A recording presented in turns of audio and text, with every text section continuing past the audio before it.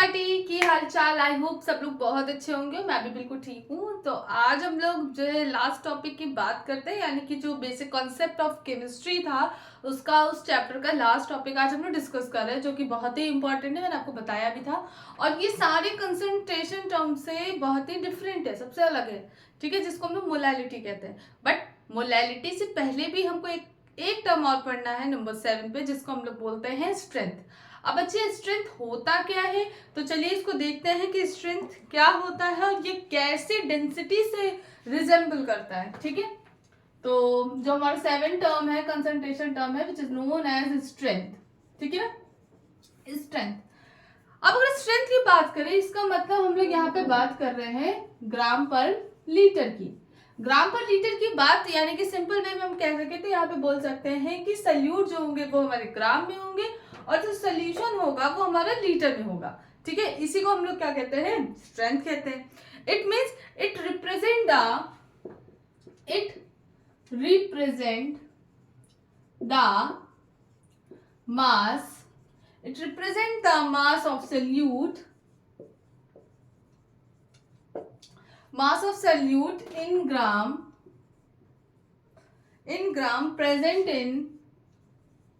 present in 1 liter of solution। ठीक है, यानी कि किसी 1 लीटर सोल्यूशन में कितने नंबर ऑफ मास सोल्यूट है, वो भी ग्राम में, उसी को हम लोग स्ट्रेंथ कहते हैं। ठीक है, बहुत ही सिंपल सी बात थी। इसका मतलब इसका फॉर्मूला हो सकता है स्ट्रेंथ इज इक्वल्स टू, यहाँ पे क्या होगा, weight of solute upon volume of solution.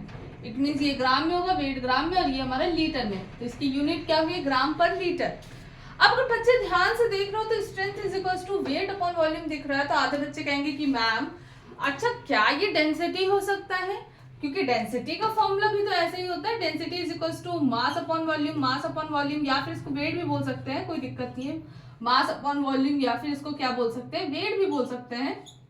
वैसे याद रखा, केमिस्ट्री के टर्म में हम लोग मास और वेट को एक ही कंसीडर करते हैं, but in the term of physics mass और वेट एक नहीं होते हैं, डिफरेंट होते हैं। बट हम लोग केमिस्ट्री के लेसन में देखा जाता है कि मास और वेट को हम लोग एक ही जैसा कंसीडर करते हैं। ठीक है, तो हम मास की जगह पे वेट भी लिख सकते हैं, तो वेट अपॉन वॉल्यूम वही चीज तो आ रही है।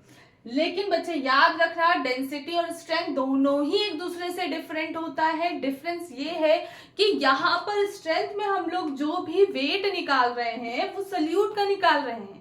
ठीक है ना, वहां सोल्यूट की बात हो रही है। लेकिन अगर मैं यहाँ डेंसिटी की बात करूंगी तो ओवरऑल सोल्यूशन का क्या है तुम्हारा मास, या तुम्हारे ओवरऑल सोल्यूशन का क्या है वेट, उस बात पर डिपेंड कर रहा है। यानी कि डेंसिटी तुम्हारा सोल्यूट सॉल्वेंट की बात नहीं करता, वो तुम्हारा ओवरऑल सोल्यूशन की बात कर रहा है, उसके वॉल्यूम की बात करेगा, उसके मास की बात करेगा, उसके वेट की बात करेगा। बट स्ट्रेंथ में क्या हम लोग सोल्यूट की बात कर रहे हैं, सोल्यूट का मास अपॉन जो है तुम्हारा क्या है, वॉल्यूम ऑफ सोल्यूशन।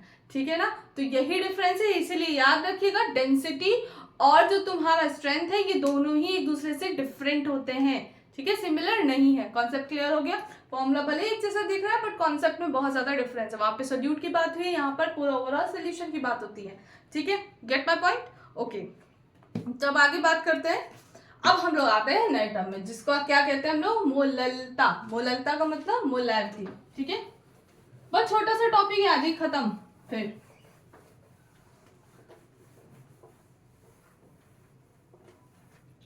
चलिए अब बात करते हैं सबसे आखिरी 8 नंबर के कंसंट्रेशन टर्म की, जिसको बोलते हैं मोलैलिटी।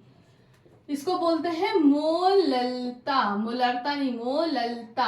ठीक, मोललता हिंदी में क्या बोलते हैं, मोललता।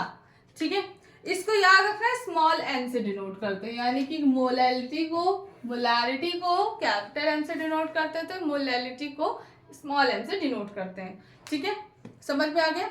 और यहाँ पर क्या है, यहाँ पे जब ये पढ़ोगे तो ये तुम्हें रिलेशन बताएगा, किसके बीच में, relation between strength and molality, distance relation between strength and molarity, यानी कि मोलैरिटी कैपिटल एम जो उन्होंने पढ़ा है सबसे पहला टर्म, मोलैरिटी और स्ट्रेंथ के बीच में जो रिलेशन होता है वही तुम्हारा मोलैलिटी है। ये कैसे है, तो चलिए इसको समझाते हैं। पहली चीज ये क्या होता है, अभी डेफिनेशन से पहले हम लोग बात करते हैं मोलैलिटी की। मोलैलिटी तुम लोग जानते ही हो, मोलैलिटी हमने पढ़ा था number of moles of solute upon volume in litre of the solution, हमने यही पढ़ा था। अब तुमको ये भी मालूम है नंबर ऑफ मोल्स को हम लोग कैसे लिख सकते हैं, वेट अपॉन मॉलिक्यूलर मास, यही लिखते हैं। इसको इस पे पुट कर दे, तो जैसे इसमें पुट करेंगे wait upon molecular mass into volume in litre, ठीक है, बात समझ में, इनटू वॉल्यूम इन लीटर, ठीक। अब अगर ये टर्म देख रहे हो तो अभी हम लोग ने स्ट्रेंथ में भी तो पढ़ा था, स्ट्रेंथ में क्या था, वेट अपॉन वॉल्यूम, स्ट्रेंथ में हम लोग ने एस इक्वल टू स्ट्रेंथ में क्या है, वेट अपॉन वॉल्यूम ही तो पढ़ा था। तो यानी कि ये टर्म तुम्हारे स्ट्रेंथ के बराबर हो सकता है, तो M is equal to S upon molar mass. समझ में आया, क्लियर, समझ में आ गया ये टर्म। तो यानी कि अगर मैं स्ट्रेंथ की बात करूं या अगर मैं मोलैलिटी की बात करूं, तो यहाँ पर स्ट्रेंथ की एक वैल्यू है, strength is equals to molarity into molar mass अगर हमने कर दिया, या हमें क्वेश्चन में मोलैरिटी मिली है, मोलर मास मालूम होगा क्वेश्चन का, तो क्या आप उस क्वेश्चन में स्ट्रेंथ नहीं निकाल सकते, स्ट्रेंथ निकाल सकते हैं ना। तो अब यहाँ पे बात करते हैं कि बात समझ में आ गई, स्क्रीनशॉट ले लो। यहाँ पे भी मोलैलिटी की बात नहीं हुई, अभी हम लोग सीधे सीधे मोलैलिटी और स्ट्रेंथ में रिलेशन बना रहे हैं, ठीक है ना। तो चलो इसको नोट कर लो पहले। अभी मोलैरिटी से पहले हम लोग बात करें relation between strength and molarity, ठीक है, तो समझ में आ गया, क्लियर। अब हम लोग आते हैं टॉपिक मोलैरिटी पे। चलो अब यहाँ पे बात करते हैं मोलैरिटी क्या होता है। मोलैरिटी की बात करें तो इसको स्मॉल m से डिनोट करते हैं और इसको बोला जाता है, बहुत ध्यान सुनिएगा, यहाँ पे ये कंसंट्रेशन टर्म बिल्कुल अलग माना जाता है, क्योंकि यहाँ पर हम लोग सोल्यूशन की बात नहीं करते, डिनोमिनेटर में आपका सोल्यूशन नहीं आएगा, यहाँ पर डिनोमिनेटर में आपका सॉल्वेंट आता है, और वो भी आपका लीटर लिक्विड स्टेट में नहीं लिया होता, वहां पे हम लोग ग्राम में लेते हैं, ठीक है ना। तो चलिए इसको लिखते हैं, या किलोग्राम में लेंगे। तो अब यहाँ पे मोल्स ऑफ सोल्यूट, या यहाँ पे सिंपल से बात करेंगे, molality is equals two moles of solute upon denominator में आएगा किलोग्राम वेट ऑफ सॉल्वेंट। यानी कि मोलैलिटी का मतलब क्या है कि किसी भी 1 किलोग्राम सॉल्वेंट में कितने नंबर ऑफ जो भी सोल्यूट है वो डिसॉल्व हुए, उसी को ही हम लोग मोलैलिटी कहते हैं, ठीक है ना। तो small m is equals to number of solute, ठीक है ना, अपॉन में वेट किसका है, वेट इन केजी, किसका, सॉल्वेंट का, ठीक है, समझ में आ गया। अब तुम लोग को मालूम है n सोल्यूट को हम लोग किसमें लिख सकते हैं, सोल्यूट को वेट अपॉन मॉलिक्यूलर मास में रख सकते हैं, तो इसको इसमें पुट कर देंगे, तो हमारा आया molality is equals to weight upon molecular mass into weight of solvent in KG. तो ये हमारा फॉर्मूला आ गया, समझ में आ गया। कोई दिक्कत है तो इसकी डेफिनेशन बता दूं, ठीक है। अब याद रखना, ये जो कंसंट्रेशन टर्म है ये बहुत ही इंपॉर्टेंट बात बता रहे हैं, ये जो कंसंट्रेशन है वो किसी भी तरह से टेम्परेचर पर डिपेंड नहीं करेगा, ठीक है।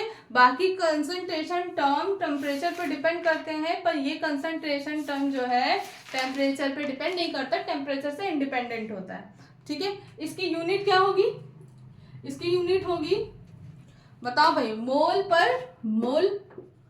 पर केजी, और इसको दूसरे टर्म से बोल सकते हैं मोलल। जैसे मोलैरिटी का होता था मोल पर लीटर, उसकी यूनिट होती थी, मोलैरिटी की होती थी मोल पर लीटर, तो उसको हम लोग दूसरे टर्म में बोल सकते थे मोलर। उसी तरह से मोलैलिटी का जो होता है उसको बोलते हैं मोल पर केजी, इसको मोलल बोलते हैं, मोलर भी उसको मोलर बोलते हैं मोलैरिटी को, और इसको मोलैलिटी को हम लोग बोलते हैं मोलल, ठीक है ना, समझ में आ रहा है, कोई दिक्कत है। चलो अब क्वेश्चन करें, पहले इसको लिख लो, इसकी डेफिनेशन क्या होगी, ठीक है। तो लिखूं, इट इज रिप्रेजेंटेड, लिखिए, it is represented the number of moles of solute present in 1 kg of solvent. It is represented as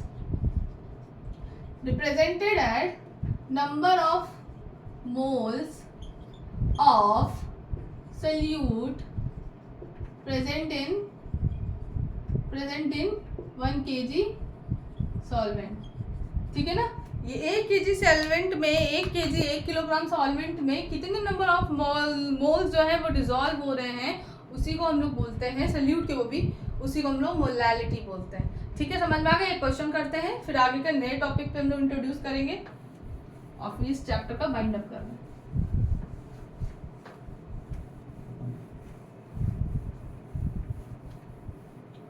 भाई गर्मी भी बहुत हो रही है इस समय, बहुत ध्यान से रहने वाला है। ठीक है, इस समय कोशिश करिए कि कच्ची प्याज जितना हो सके खाने के साथ खाइए, आम का पाना पीजिए, ये सारी चीजें खाइए। फास्ट फूड मत खाइए, इसमें बहुत सारी प्रॉब्लम्स होंगी, गर्मी भी लग सकती है। भाई जब शाहरुख खान को हीट स्ट्रोक हो गया तो फिर हम जैसे लोग क्या हैं, है ना? तो कोशिश करिए कि घर में ही रहिए, घर से भी पढ़ाई की जा सकती है। ठीक है ना?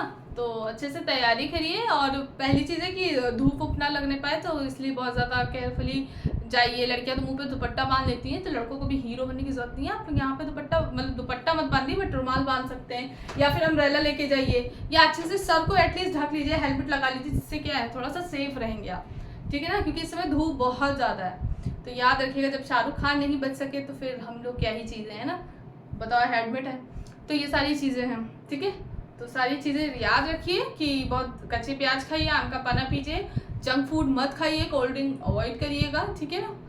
तो इस तरह से अपने, और हाँ, अच्छी डाइट, हेल्दी फूड खाइए, जितना ज़्यादा हो सके पानी पीजिए। तो ये सारी चीज़ें कीजिए, जिससे कि आपकी डाइट भी सही रहेगी और हेल्थ भी अच्छी रहेगी। ठीक है ना? ओके, चलो अब आगे की बात करते हैं। अब यहाँ पे एक क्वेश्चन है। ठीक है, क्वेश्चन आपका ये है, बहुत ध्यान से देखना। इस क्वेश्चन को बताने के बाद मेरे तरीके से अगर बेटा देखोगे तो आपको कभी भी, थोड़ा सा लेंदी लग सकता है क्वेश्चन, कैसे तरीका मेरा, लेकिन ये गलत कभी नहीं होगा।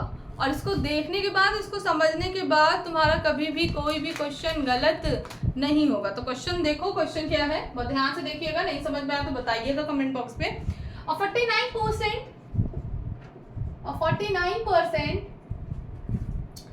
weight upon weight solution of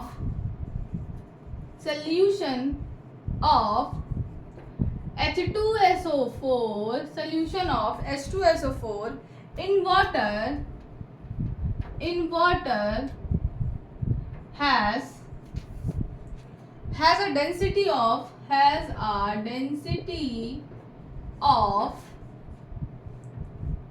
1.2 gram per mole, 1.2 gram per mole, sorry 1.2 ग्राम पर मिलीलीटर, सॉरी ठीक है, मिलीलीटर, मोल कहाँ से ऊपर आ जाएगा, millilitre. Calculate the molarity and molality, ठीक है, ऑफ द सोल्यूशन। ठीक है, ऑफ द सोल्यूशन। ठीक है, पहली चीज बहुत ही आसान है, देखो वेट अपॉन वेट हम लोगों ने निकाला है कंसंट्रेशन टर्म। आपको 49% दिया, परसेंट में दिया है, सोल्यूशन में आपको ये डेंसिटी दे दी है किसकी, वाटर की। ठीक है, H2SO4 है। ठीक है ना, सोल्यूशन H2SO4 का बनाया है, H2SO4 डाइल्यूट बनाया हुआ, क्योंकि इसमें वाटर डाला गया है तो डाइल्यूटेड है। ठीक है ना, अब उसमें बनाया जाएगा। तो वाटर एज अ सॉल्वेंट है, और वाटर की इन्होंने डेंसिटी भी दे दी है 1.2 ग्राम पर ml। ठीक है, तो पहली चीज तो यहाँ पे क्या है, मोलैलिटी निकाली, दोनों चीजें निकालनी। तो पहले तो तुम लोग लेटेस्ट कंसीडर करो, क्या कंसीडर करोगे, कंसीडर ये करोगे कि भाई जब आपको कुछ नहीं मिला है तो हम लोग सोल्यूशन को डिनोमिनेटर में क्या करते हैं, 100 कंसीडर कर लेते हैं। तो हमने क्या किया, लेट द वेट ही है, वेट की बात कर रहे हैं, वेट ऑफ सोल्यूशन इस कितना होगा, 100 ml।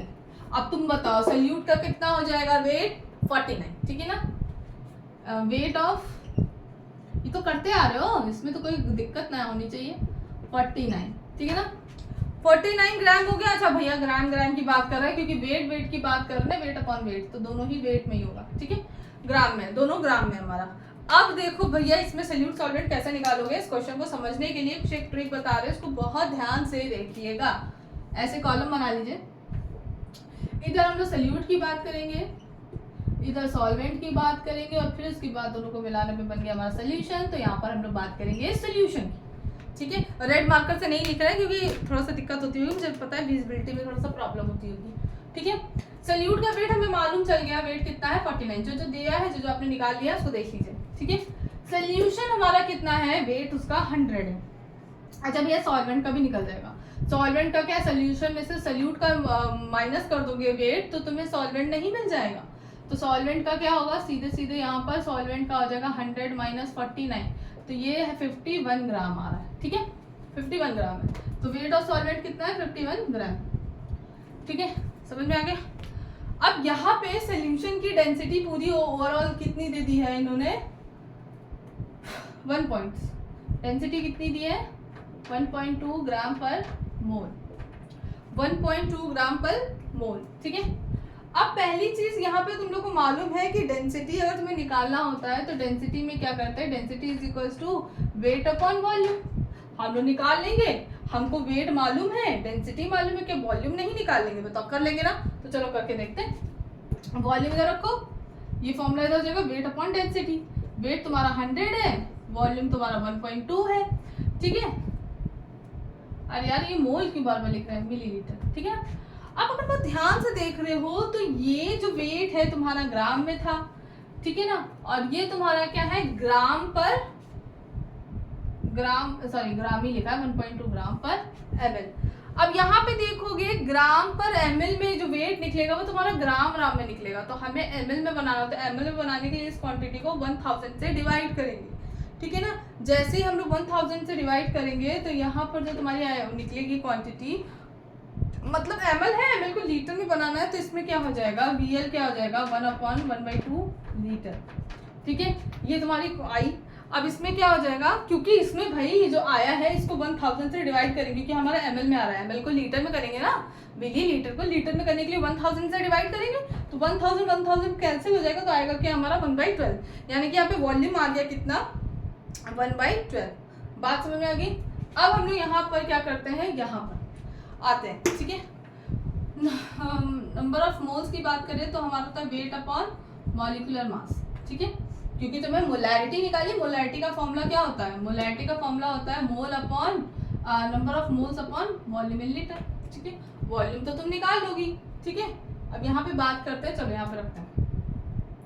तो वेट कितना है, वेट तुम्हारा बताओ जल्दी, वेट तुम्हारा अभी 49 तुमने निकाला, मॉलिक्यूलर मास H2SO4 का निकालो, H2SO4 का बताया भी था, तुम लोग को याद होना चाहिए 98 होता है, मॉलिक्यूलर मास मैंने बताया था 98 होता है। तो अब यहाँ पे 98 रखोगे, ये कैंसिल हो जाएगा, तुम्हारा आएगा 1/2। ठीक है, बहुत ध्यान सुना। अब सिंपल सी बात है, यहाँ पर क्या है, तुम लोग को ध्यान से सुनना, वॉल्यूम हमने निकाला है पूरे वाले सोल्यूशन का 1/12 है, तो ये क्योंकि भाई सोल्यूशन का ही तो वॉल्यूम निकालते हैं, भाई बात समझ में आ रही है, सोल्यूशन का ही तो वॉल्यूम निकालते हैं। तो अब यहाँ पे क्या है, molarity is equals to number of moles upon volume in of solution.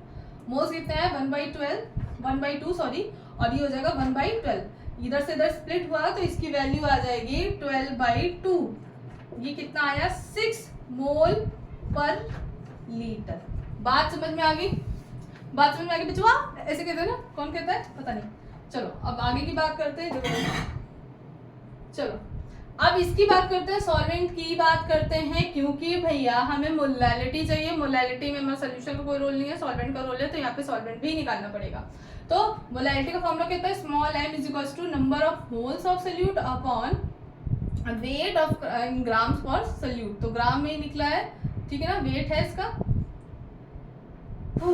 In KG. ठीक है ना, मोल्स, अब यहाँ पे मोल्स की अगर बात करें तो नंबर ऑफ मोल्स जो है यहाँ पर हम लोग ने क्या है, इसको निकालो, चलो भाई करो, मोल्स हम लोग निकाल दिए, 1/2 वेट है। अब ये तुम्हारा ग्राम में है, हमको किलोग्राम में निकालना है, तो क्या करेंगे भैया, इस आइडेंटिटी को 1000 से क्या करेंगे, मल्टीप्लाई कर देंगे। ठीक है ना, वेट कितना आया है 51। इसको सॉल्व करो, इसको जैसे ही सॉल्व करोगे तुम्हारी वैल्यू जो आएगी वो कितना बराबर आएगी, ये 10 के बराबर आ रही है। ठीक है ना, मोल पर किलोग्राम, या फिर इसको मोलल बोलो। ठीक है ना, ये लगभग 10 के करीब आएगी, तो देख लेना। तो क्वेश्चन समझ में आ गया, कोई दिक्कत? ठीक है ना, इसको स्क्रीनशॉट ले लीजिए। अरे तुम लोग को दिख भी नहीं रहा है।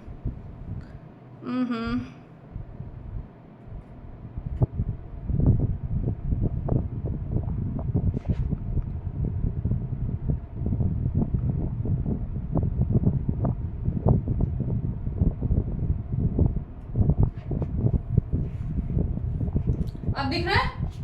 ठीक है ना भाई, ये कट गया 6 आएगा। ठीक है, बात समझ में आ गई, क्लियर है? ठीक है, सॉरी मैंने ध्यान नहीं दिया,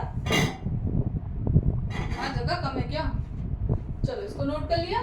ठीक है, आगे बढ़े। अब हम लोग थोड़ा सा एक दो नए टॉपिक की बात करते हैं, फिर आपको ये चैप्टर बिल्कुल खत्म हो गया। और वो थोड़ा सा आसान बहुत है, जो नेक्स्ट टॉपिक है दोनों वो बहुत आसान है, लेकिन लोगों को बड़े डरावने लगते हैं, बट कुछ है नहीं इसमें। ठीक है ना, तो चलिए अभी बता दूंगी, क्लियर हो जाएगा आपको।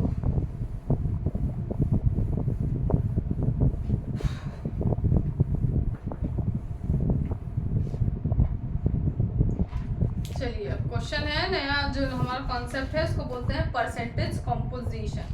ठीक है ना, तो परसेंटेज कंपोजिशन क्या होती है?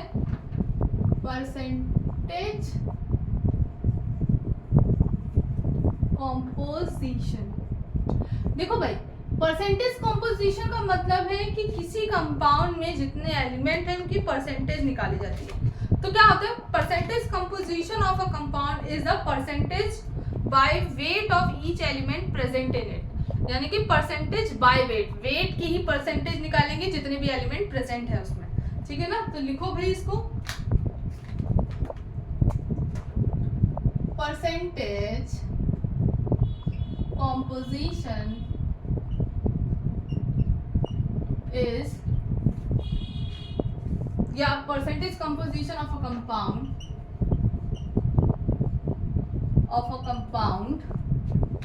is the percentage by weight of each element present in it, मतलब कि किसी भी कंपाउंड में कितने नंबर ऑफ एलिमेंट है उसकी वेट के थ्रू परसेंटेज निकाली जाती, तो उसी को ही परसेंटेज कंपोजिशन कहते हैं। अब ये क्या है, इसका फॉर्मूला क्या होगा? तो याद रखिए, percentage composition of an element is equal to, अब यहाँ पे क्या होगा, टोटल वेट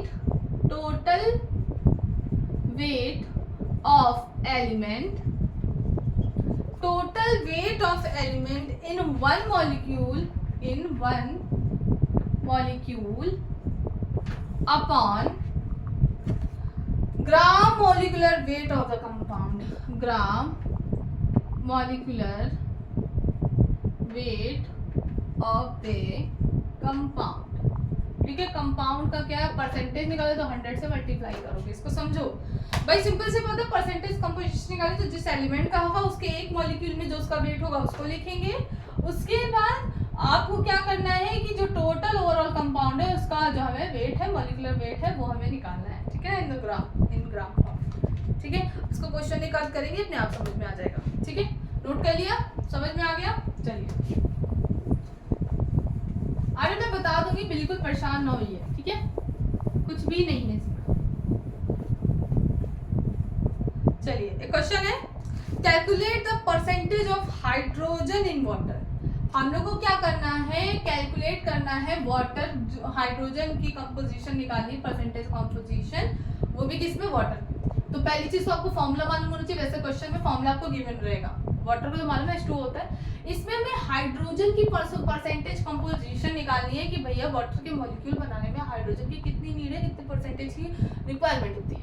तो पहली चीज तो percentage composition is equal to, ठीक है, अभी बार बार नहीं लिखेंगे, परसेंटेज कंपोजिशन ऑफ मतलब जो भी है हाइड्रोजन का निकालना है, ऑफ हाइड्रोजन ऐसे लिख दिया, of hydrogen is equal to hydrogen का जो वेट होता है, हाइड्रोजन का वेट 1 होता है, ओके, लेकिन इस कंपाउंड में कितने नंबर ऑफ हाइड्रोजन है, 2, then we have to multiply with 2 upon में total molecular mass of the compound. तो भैया हाइड्रोजन और ऑक्सीजन है, तो ये तो तुम लोग को पता होना चाहिए, वाटर का 18 होता है। मैंने तुम लोग को बताया भी था कि इतना तो याद कर लेना, निकालने में क्यों टाइम वेस्ट करोगे, क्योंकि आजकल के टाइम में आपको आता है, ठीक है, डजंट मैटर स्पीड कितनी है आपको, क्योंकि कंपटीशन में बहुत सारे लोग बैठते हैं, सबको कॉन्सेप्ट क्लियर होता है, लेकिन आजकल के टाइम में आपकी स्पीड कितनी, आप उस क्वेश्चन को कितनी जल्दी अटेम्प्ट करोगे। जैसे कि 100 क्वेश्चन है, 100 क्वेश्चन में सबको सारे क्वेश्चन आते होंगे, मे बी बहुत लोगों को 90% क्वेश्चन आते होंगे जो इंटेलिजेंट होंगे।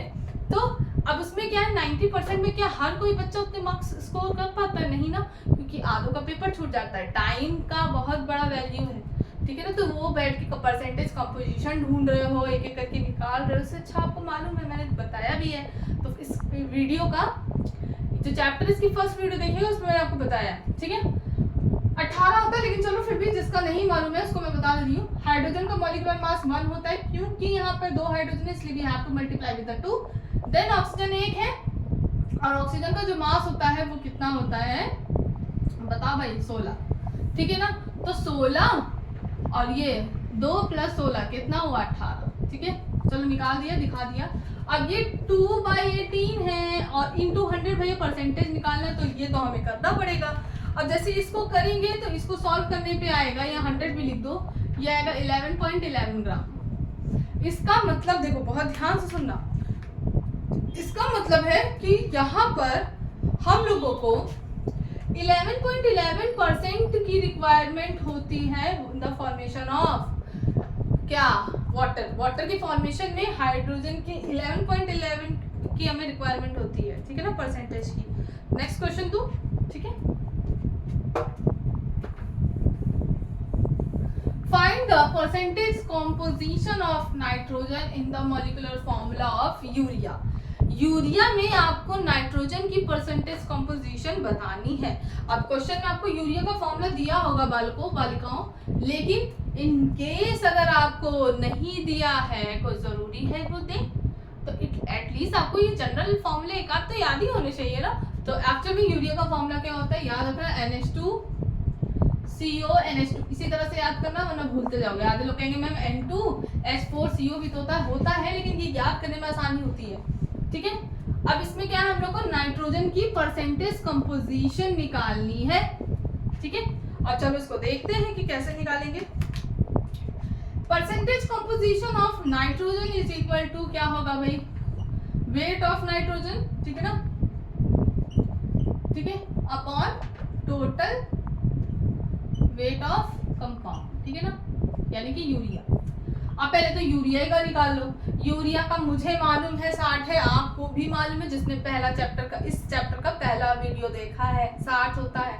अब 60 कैसे होता है, फिर से देख लो भाई कैसे होता है। यहाँ पे नाइट्रोजन कितने हैं, 2 हैं, सीधे सीधे 2 इंटू नाइट्रोजन का मॉलिक्यूलर वेट 14 होता है। फिर हाइड्रोजन कितने हैं, 4 है, और ये कितने, इनका मॉलिक्यूलर वेट होता है 1। फिर कार्बन 12 एक ही है, और ऑक्सीजन 16। इन सबको जैसे ऐड करोगे 60 आ जाएगा, 60 ग्राम। तो हमने 60 रख दिया, ठीक है, 60 रख दिया यहाँ पर। लेकिन अगर देख रहे हो यूरिया में नाइट्रोजन कितने हैं, 2, then we have to multiply with 2, ठीक है ना। और नीचे क्या रखोगे, सॉरी ऊपर कहाँ रख दिया मैंने, ध्यान नहीं दिया, सॉरी। नीचे टोटल कंपाउंड है ना 60, और ऊपर क्या नाइट्रोजन है, नाइट्रोजन का 14 होता है, लेकिन नंबर ऑफ नाइट्रोजन कितनी है, 2। तो अब इसको करोगे, जैसे ही यहाँ पे करोगे ये तुम्हारा आ जाएगा 28/60। अब यहाँ पे परसेंटेज निकालनी, then we have to multiply with the 100। जैसे इसको 100 से मल्टीप्लाई करोगे, इसको सॉल्व करोगे, तो यहाँ पर जो तुमको वैल्यू मिलेगी वो परसेंटेज आ रही है 46.67%। यानी कि यूरिया बनने में 46.67% की रिक्वायरमेंट होती है, यानी कि अप्रॉक्स 50%। मतलब कि यूरिया में याद रखना नाइट्रोजन का ही मेन कंपोनेंट होता है, 50% की अप्रॉक्स इसमें है, बाकी सारे मॉलिक्यूल्स की इतना रोल नहीं होता है, ठीक है ना। समझ में आ गया, इस तरह के क्वेश्चन आप लोग कर लेंगे। तो एक क्वेश्चन मैं आप लोगों को दे रही हूँ, you have to do calculate the percentage composition. मैं बता रही हूँ, calculate the percentage composition of carbon in the formula of glucose. Glucose का आप पहला चैप्टर जाके देखिएगा, ग्लूकोज का मैंने आपको बताया है मॉलिक्यूलर मास क्या होता है, उसको निकालिएगा। और दूसरा क्वेश्चन है, you have to find the percentage composition of sulphur in sulphuric acid. तो सल्फ्यूरिक एसिड में सल्फर का आपको निकालना है परसेंटेज कंपोजिशन, और जो हमारा ग्लूकोज है उसमें कार्बन का परसेंटेज कंपोजिशन निकालना है। इसको करिएगा, करके मुझे आंसर जो है कमेंट बॉक्स में मुझे चाहिए, ठीक है।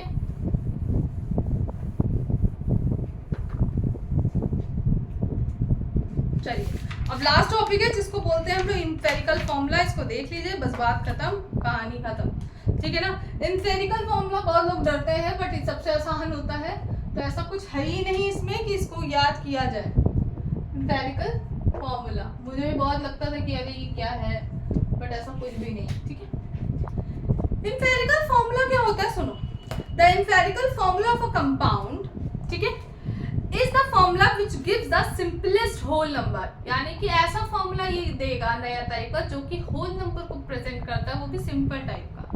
Ratio of the atoms different element present in the one molecule of the compound, यानी कि उस कंपाउंड में जितने भी मॉलिक्यूल प्रेजेंट होंगे उसका वो होल नंबर रिप्रेजेंट करेगा, वो भी बहुत ही सिंपल रेशियो में देगा, ठीक है। जैसे अब लिखो क्या होगा, the empirical formula of a compound, the empirical formula of a